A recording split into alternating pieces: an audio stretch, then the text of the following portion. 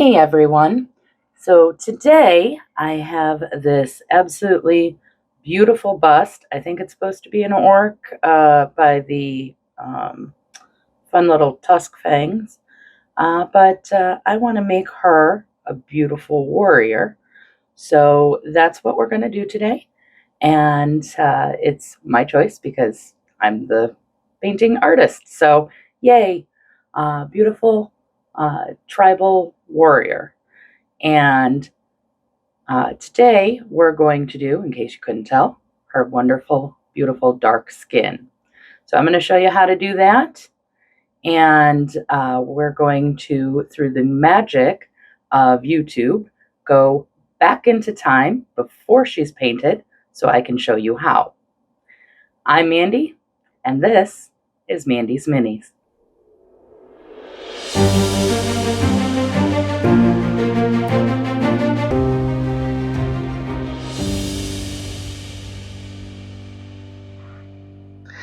Hey everyone. So today we're talking about dark skin tone. So I'm going to show you the colors that I'm going to be using. So for my darkest color, I'm using red leather. That's my deep shadows. My mid-tone is going to be tarnished copper. My first highlight, blackert brown. And for the highlight, we're going to do fair skin. So one of the big things that it's important to note is you'll see how much we're actually going into the Caucasian skin tone with the highlights. But we are going to keep primarily to the mid-tone and shadows because that's kind of where the pigment is in the skin. And so it's going to be very heavy on these. And as you'll see, we're going to do only highlights with these. So it balances out really nicely and gives a very nice effect. Now also, because I want to keep the video quick and easy, I went ahead and already started with the shadow tone. So this is the red leather all over. And we're going to just do the face because otherwise the video would take too long. So we're going to start with the face, and so we're only going to do the face. And I'm going to start by placing mid-tone. Now, most of you know, who watch my videos, know that typically I do an awful lot of mixing from mid-tone to, or from shadow to mid-tone, and then mix the mid-tone into the highlight so that we get these smoother blends. And you'll see I'm skipping that this time because we're kind of keeping with very dark colors, and it's already going to take so many layers to get up to the mid-tone that that's going to end up becoming all the mid shadows. So this first one, this is technically my second shadow, and as you can see, it's still a good shadow color,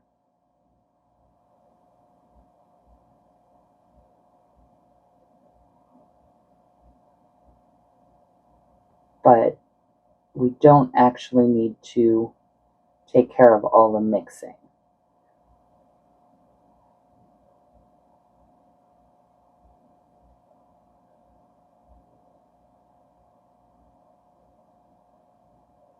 The rest of the blending will be done when we do the glazing step.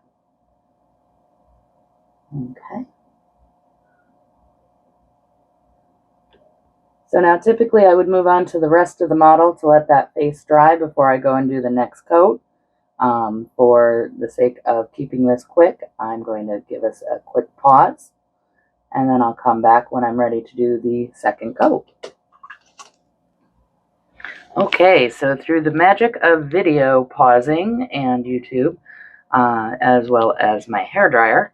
We're ready to put on the next coat. And again, we are just going with straight tarnished copper. And you'll notice that this is fairly orange compared to especially the the shadow color that I put down for the initial base. And that is because the reference photo that I'm using, she has very red orangey skin, and this really matches the color nicely. So I really like it for this particular figure. And I'm being careful not to hit all of the same places. We always want to leave a little bit of the layer underneath showing to help with our transitions.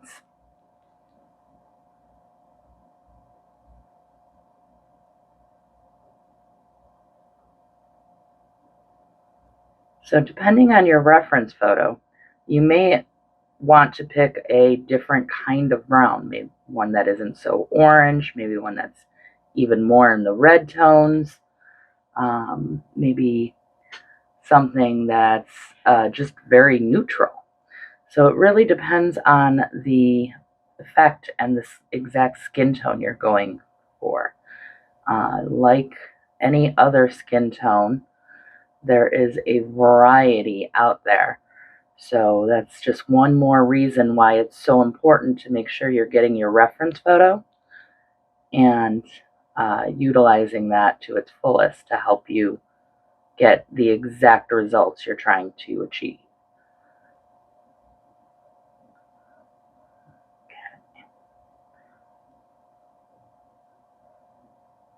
And again, as you can see, it's still fairly thin.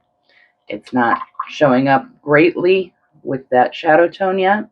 So I'm going to do a few more layers, and to keep things quick, I'm going to keep it off camera so that you're not stuck watching a very long video. So I'm going to go ahead and be right back with the base tone completely laid out. Okay, so here we have a nice solid mid-tone done.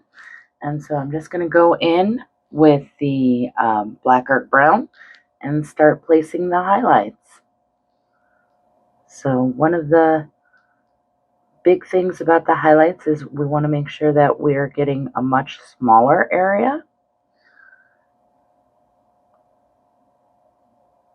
And they tend to land in only certain areas.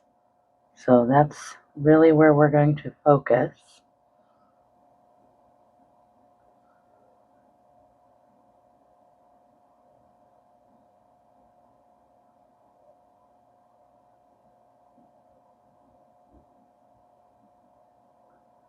We're just going to make sure we're sticking strictly to the areas that are highlighted in the reference photo that I'm following.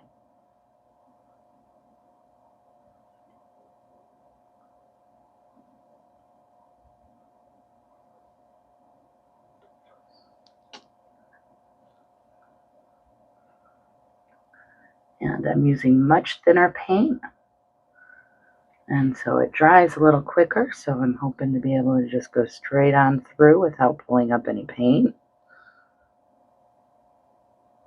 so that we can get this all finished up and show you the final result. So now I'm going in an even smaller area.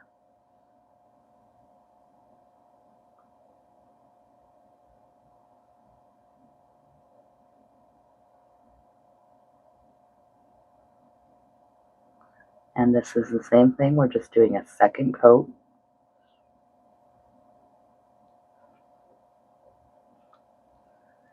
And I'm actually going to go in and do a third one. Once again, we're starting from a much darker shadow color and a much darker mid-tone than with other types of skin. So that means we're going to have to use more layers to actually get up to the highlights, because the highlights still hit that same high points that it does on every other skin tone.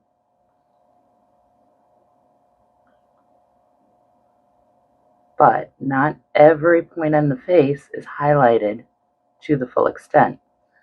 So you'll see that lip, right over her lip, that's as high as that one is really going to go. Now I'm doing a 50-50 of my highest highlight and that first highlight we just did. And again, we want to try and make it a smaller area.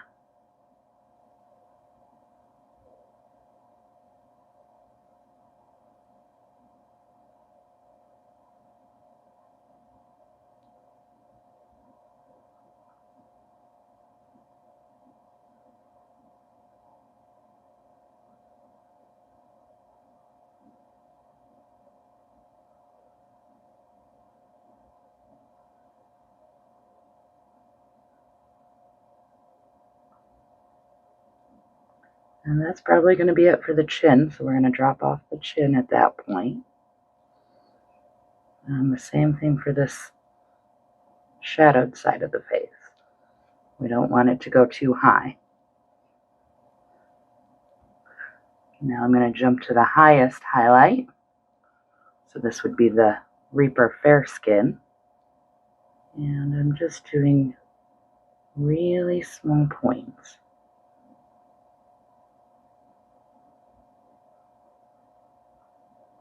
Because the highest highlights don't actually hit quite everywhere.